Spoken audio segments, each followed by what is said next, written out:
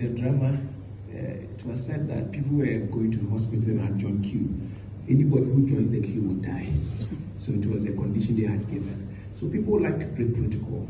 It's good to sometimes break protocol in the realm of the spirit, where families, there are boundaries lying strong that we cannot go past. That's different. I'm talking about where people will think that I must make it by all means at a certain age. And you see, if you don't go through the process and you are not ready to learn the rudiment of the game, you are not so equipped and ready for your market. At a certain stage in life, you realize that the classes you jumped, the lessons you failed to get, at that stage, you face those challenges and you might not be able to withstand. And you may be forced to go back to go and learn them. And that may be very embarrassing. So people should understand that process is key.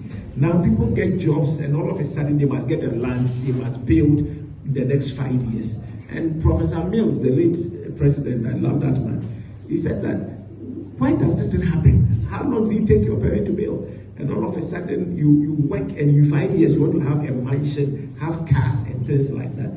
And so I think that this must be one of the mindset people should have, that bid your time. Take time and learn. Go through process. Be well cooked before you come out. If the potter decides to put a clay in the furnace, and the furnace decides that I want to come out before my time, they may be cracked.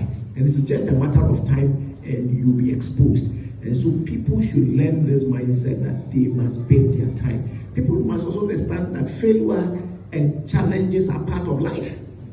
Especially as you do not think that if you go through some of these things, you are damned, or it is part of life. Failure, you may define it as failure, but there are many lessons you can get out of it that will help your tomorrow. And so people must be willing, especially the youth, must understand that if I fall, I will rise again. If you fall 7 times, you will rise again. If that mind is in you, it will help you go further.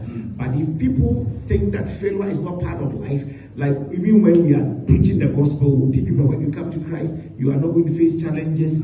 The Lord will bless you, the Lord will prosper you. So it begins from that onset. You are letting them, and it's false hope that when I become a Christian and gain salvation, my life is going to be thriving, I won't have challenges.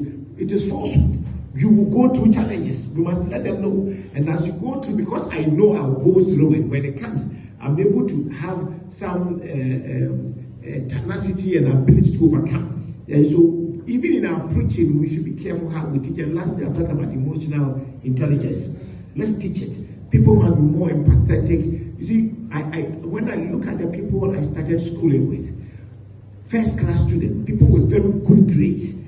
Yet when we come into the real industry, they are not going to fit. They are not fit for purpose, because all they learned was book.